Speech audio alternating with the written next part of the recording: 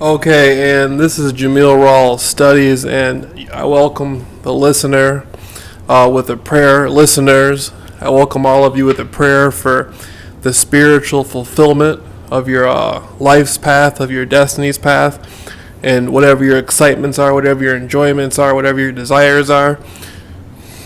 I'm always hoping that you reach those accomplishments, in a loving and positive light. I'm always sending you love and light.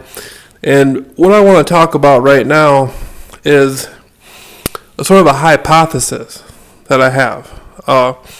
It's something I've never seen before. I've never seen it, I never heard of it.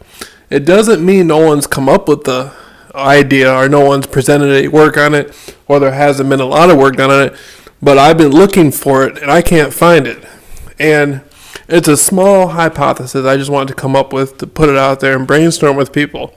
Now, I'm a fan of the movie Serpent Under the Rainbow, or is it Serpent in the Rainbow? And it revolves around voodoo and the puffer fish and a professor from Harvard, right, named Wade Davis, who the movie actually is based on. It's based on a book.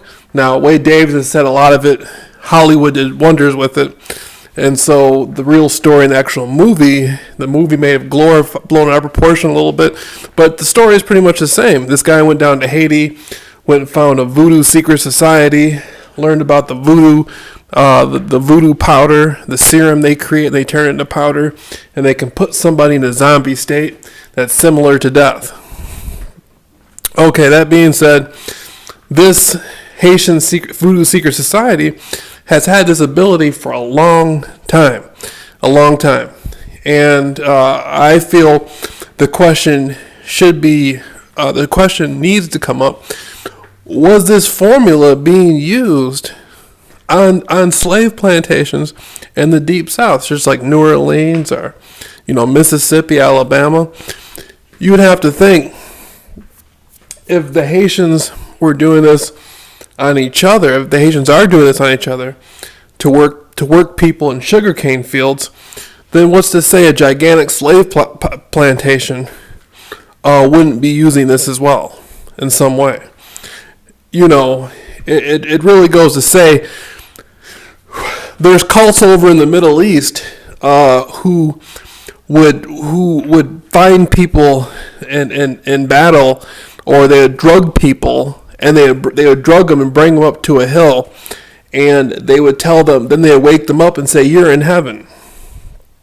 They would tell them, "You're in heaven." This was known to the Bedouins and many others in the Middle East, but they would drug them, take them with some wild psychedelic drug, or drug just knock you out, and maybe belladonna or something similar to that, and they take you to a place and wake you up and say, "Now you're here with Allah, and Allah's angels are here, and we're going to send you back to life, back to earth." And they would have naked women there. They'd have some like 80 virgins or whatever, but they would say, when you go out and you destroy Allah's enemies, this is where you're going to come back to. When you pass over to the other side, you're going to come back here. And they'd have all the women there for them and food there for them. And then they would put them back into whatever state they were and bring them back to the regular world, so to speak. And so there's been forms of misleading people's minds into different types of areas, in a spiritual sense, different forms of getting people to do things that they normally wouldn't do.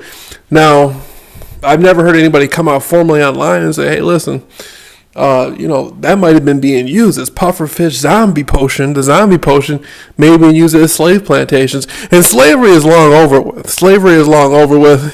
And I'm not the sort of historian that tries to bring up subjects like this to get an emotional arousal out of the, turn into a color thing. My research has nothing to do with color. I welcome all people to my research. But it's a very fascinating subject. It's a very fascinating subject because in today's world, during the Reconstruction period, that we went through, a lot of the history of the South, the Deep South, was written out. Their own accounts are often a lot different than the accounts, of the Northern Industrial Society coming in the early 1900s. So who knows what kind of knowledge and type of history has been left out. Okay, well, anyway, this is a general inquiry into that subject. Okay.